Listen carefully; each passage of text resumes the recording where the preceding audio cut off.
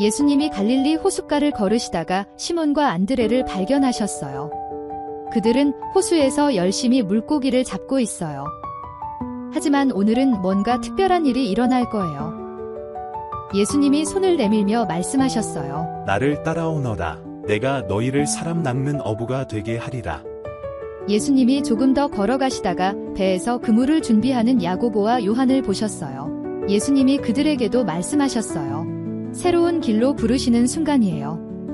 제자들은 깜짝 놀라 서로를 바라봐요. 마음이 떨리지만 중요한 결정을 내려야 해요. 네 사람은 예수님을 향해 걸어가요. 기쁨이 가득 차오르고 새로운 길이 시작돼요. 예수님과 제자들은 함께 길을 떠나요. 그들의 눈빛엔 희망이 가득해요. 예수님이 가버나움에 오셨어요. 예수님의 말씀을 듣기 위해 집 안과 문 밖까지 사람들로 가득 찼어요. 예수님은 하나님의 말씀을 전하고 계세요. 사람들은 집중해서 듣고 있어요.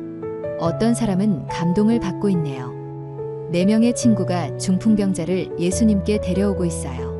하지만 사람이 너무 많아 가까이 갈 수 없어요.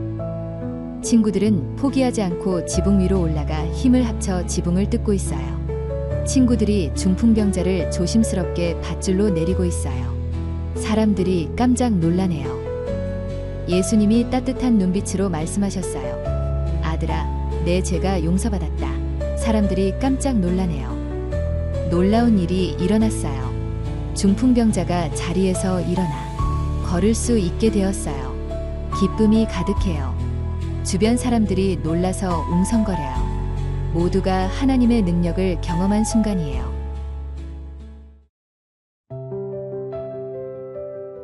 예수님께서는 우리가 세상의 소금과 빛이 되어야 한다고 하셨어요. 왜 그럴까요? 소금이 음식의 맛을 살리는 것처럼 우리도 세상을 더 좋게 만들 수 있어요. 하지만 맛을 잃은 소금은 쓸모없어져서 길에 버려지고 밟히게 돼요. 빛이 있는 언덕 위의 도시는 멀리서도 잘 보이죠. 우리도 세상에서 빛이 되는 사람이 되어야 해요. 작은 촛불 하나가 어두운 방을 환하게 만들죠. 우리도 빛을 밝혀야 해요. 하지만 빛을 숨기면 아무 소용이 없어요. 빛은 비춰야 의미가 있어요. 그래서 촛불을 등잔대 위에 놓으면 방 안 모든 사람이 그 빛을 볼 수 있어요. 우리의 선한 행동이 다른 사람에게 빛이 되고 하나님께 영광이 돼요. 예수님이 말씀하셨어요. 여러분, 원수들까지 사랑하세요. 친구는 사랑하지만 원수는 미워하라는 가르침을 들으신 적 있으신가요? 그러나 여러분께 말합니다. 원수를 사랑하고 여러분을 박해하는 사람을 위해 기도하세요. 하나님께서는 해를 악한 사람과 선한 사람 모두에게 비추세요. 비도 마찬가지입니다. 하나님께서는 모든 사람에게 공평하게 내려주세요. 여러분이 형제만 용서한다면 남들과 다를 것이 무엇이겠습니까? 하나님께서 온전하신 것처럼 여러분도 온전한 사랑을 실천하세요. 예수님이 제자들에게 말씀하셨어요. 이렇게 기도하라 하시며 우리에게 기도의 본보기를 보여주셨죠. 하늘에 계신 우리 아버지여, 이름이 거룩히 여김을 받으시오며 나라가 임하시오며 뜻이 하늘에서 이루어진 것 같이 땅에서도 이루어지이다. 오늘 우리에게 일용할 양식을 주시옵고 우리가 우리에게 죄 지은 자를 사하여 준 것 같이 우리 죄를 사하여 주시옵고 우리를 시험에 들게 하지 마시옵고 다만 악에서 구하시옵소서. 나라와 권세와 영광이 아버지께 영원히 있사옵나이다. 아멘. 예수님과 제자들이 가버나움 마을에 들어가셨어. 사람들은 기대하며 예수님을 바라보았죠. 로마 군대의 백부장이 예수님께 다가왔어요. 그는 예수님께 겸손히 부탁하려 했어. 백부장이 간청했어. 주님, 제 하인이 중풍으로 몹시 괴로워하고 있습니다. 예수님께서 말씀하셨어. 내가 가서 고쳐주리라. 백부장은 믿음으로 고백했어. 주님, 말씀으로만 하옵소서. 그러면 내 하인이 낫겠나이다. 백부장은 말했어요. 저도 명령하면 사람이 그대로 따릅니다. 주님도 말씀만 하시면 됩니다. 외수님이 감탄하며 말씀하셨어요. 이스라엘 중에서도 이만한 믿음을 보지 못하였노라. 바로 그 순간 백부장의 하인이 깨끗이 나았어요. 가족들은 놀라며 기뻐했죠.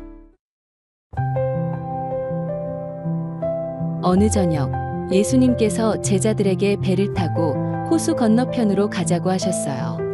제자들은 예수님과 함께 배를 타고 떠났고 작은 배들도 함께 움직였어요. 갑자기 거센 바람이 불며 파도가 몰아쳐 배 안으로 물이 차오르기 시작했어요.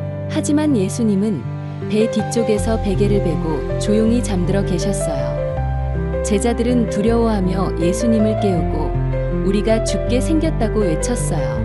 예수님께서 일어나셔서 바람과 바다를 향해 잠잠하라, 고요하라 하고 꾸짖으셨어요. 그러자 바람이 멈추고 거칠던 파도가 잔잔해지며 호수는 다시 고요해졌어요. 제자들은 놀라며 그가 누구이기에 바람과 바다도 순종하는가 하고 경외심을 가졌어요.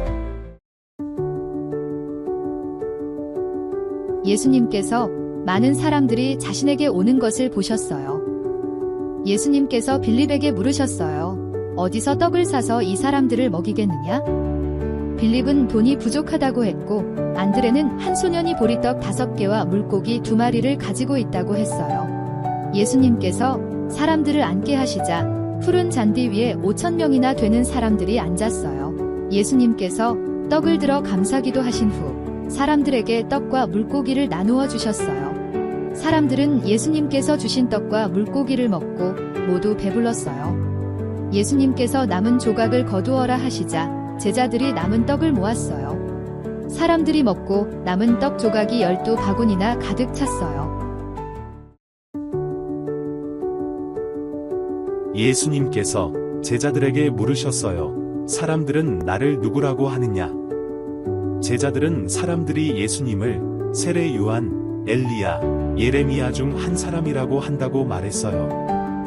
예수님께서 다시 물으셨어요. 그러면 너희는 나를 누구라고 하느냐? 베드로가 대답했어요. 주는 그리스도시요 살아계신 하나님의 아들이십니다. 예수님께서 말씀하셨어요. 시몬아, 내가 복이 있구나. 이 믿음은 하나님께서 주신 것이다.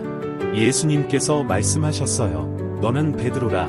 내가 이 반석 위에 내 교회를 세우리니 음부의 권세가 이기지 못할 것이다. 예수님께서 말씀하셨어요. 내가 천국 열쇠를 내게 주리니 내가 땅에서 매면 하늘에서도 매일 것이고 땅에서 풀면 하늘에서도 풀릴 것이다. 예수님께서 제자들에게 당부하셨어요. 아직은 이 사실을 아무에게도 말하지 마라.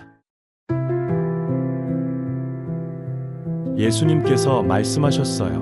나는 세상의 빛이다. 나를 따르는 자는 어둠 속에서 걷지 않고 생명의 빛을 얻을 것이다. 바리새인들이 말했어요. 내가 스스로 증언하니 내 말은 참되지 않다. 예수님께서 대답하셨어요. 내가 나를 증언해도 참되다. 나는 어디서 와서 어디로 가는지 안다. 예수님께서 말씀하셨어요. 너희는 내가 어디서 왔는지 어디로 가는지 알지 못한다. 예수님께서 말씀하셨어요. 너희는 육체를 따라 판단하지만 나는 아무도 판단하지 않는다. 예수님께서 말씀하셨어요. 내 판단이 참된 이유는 나 혼자가 아니라 나를 보내신 아버지와 함께 있기 때문이다. 예수님께서 말씀하셨어요. 나는 선한 목자라. 선한 목자는 양들을 위하여 목숨을 버리거니와. 나는 선한 목자라. 나는 내 양을 알고 내 양도 나를 안다. 아버지께서 나를 아시고 내가 아버지를 아는 것 같으니 나는 양들을 위해 목숨을 버리노라. 삭구는 목자가 아니고 양도 자기 것이 아니니 이리가 오는 것을 보면 양을 버리고 달아난다. 그러면 이리가 양을 물어가고 흩어버리느니라. 삭군이 도망치는 것은 그가 삭군이어서 양을 돌보지 않기 때문이다. 나는 선한 목자라. 나는 내 양을 알고 내 양도 나를 안다. 아버지께서 나를 아시고 내가 아버지를 아는 것 같으니 나는 양들을 위해 목숨을 버리노라. 또 무리에 들지 않은 다른 양들이 내게 있어 내가 인도해야 한다. 그들도 내 음성을 듣고 한 무리가 되어 한 목자에게 있으리라. 내가 내 목숨을 버리는 것은 그것을 다시 얻기 위함이라. 이로 말미암아 아버지께서 나를 사랑하시느니라.